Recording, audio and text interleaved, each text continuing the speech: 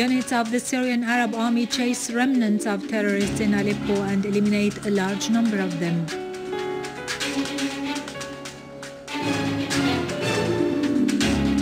Syrian Arab Army units continue making good progress in al-Mleiha town and discover a tunnel full of explosives and ammunition.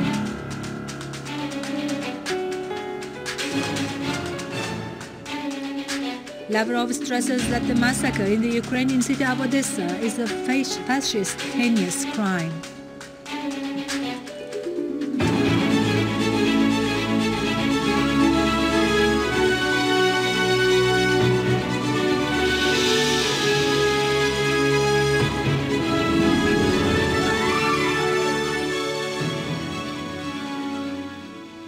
Good afternoon, ladies and gentlemen. This is Yarado Krikorian with the news in English.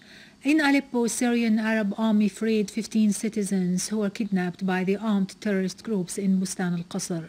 Syrian Arab Army units also eliminated large numbers of terrorists and destroyed their weapons and ammunition as they targeted the remnants of their groups in al-Ramuse and the industrial city of al-Sheikh Najjar.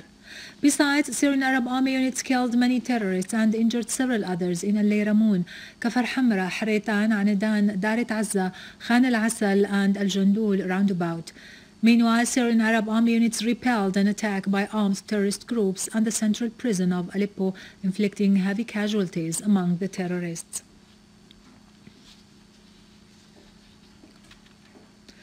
Units of the Syrian Arab Armed Forces carried out operations against terrorist dens in al-Mleiha in eastern Ghouta and discovered a factory for manufacturing explosive devices and mortar shells. The army has made considerable progress after confronting a huge assault by terrorists on Al-Nur military checkpoint and the police center in the town. The operation, which started more than 40 days ago, is relatively slowed down by tunnels dug by terrorists and large number of explosives planted in the streets and buildings over the last 2 years.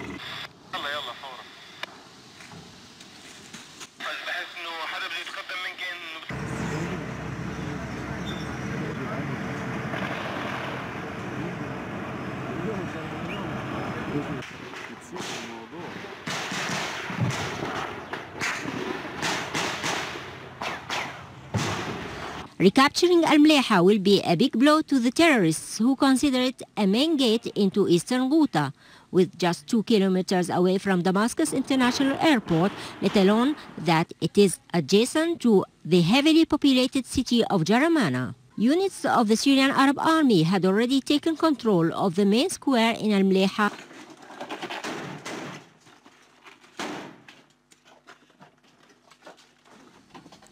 In a new operation, Lebanese military intelligence detained at dawn today 2 Lebanese individuals from Irsal town. Security authorities confiscated weapons and ammunition when the 2 men were stopped at Harbata checkpoint. 2 days ago, the Lebanese army arrested a top-wanted terrorist who was specialized in preparing car bombs. Irsal town has always been a safe haven for terrorists who cross the border areas into Syria.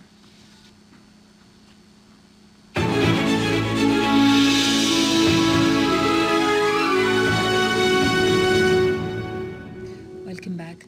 Iraqi security forces killed a terrorist from the so-called State of Islam in Iraq and the Levant, which is linked to Al-Qaeda, and arrested 2 others while they were trying to plant an explosive device north of Tikrit. Iraqi police also killed another terrorist leader in Salah ad-Din province, defused 2 explosive devices and dismantled another in Biji. Besides, Iraqi police in Ninawa arrested a leader from the terrorist organization of State of Islam in Iraq and the Levant, who was responsible for several assassinations in the city. The Iraqi military command had announced killing 3 terrorists during operations in Al-Fallujah.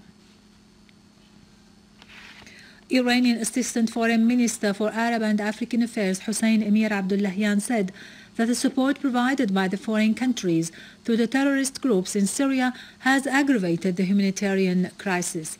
During his meeting with head of the International Red Cross, Peter Mafrer, Abdullahian called for the non-politicization of the humanitarian issues in Syria and renewed Iran's readiness for any kind of cooperation with the International Red Cross to resolve the problems and to provide humanitarian assistance to Syria.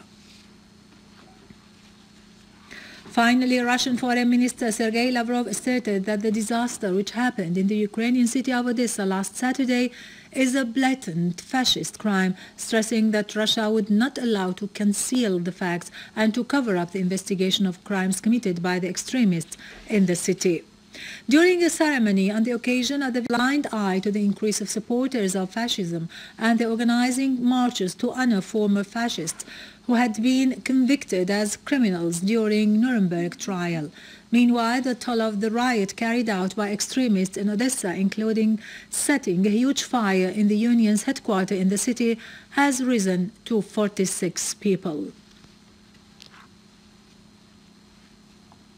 With this, we end our news for today. Thank you for watching. For more details about Syria and the region and to view this bulletin again, you can always visit our website in English, syriaonline.sy.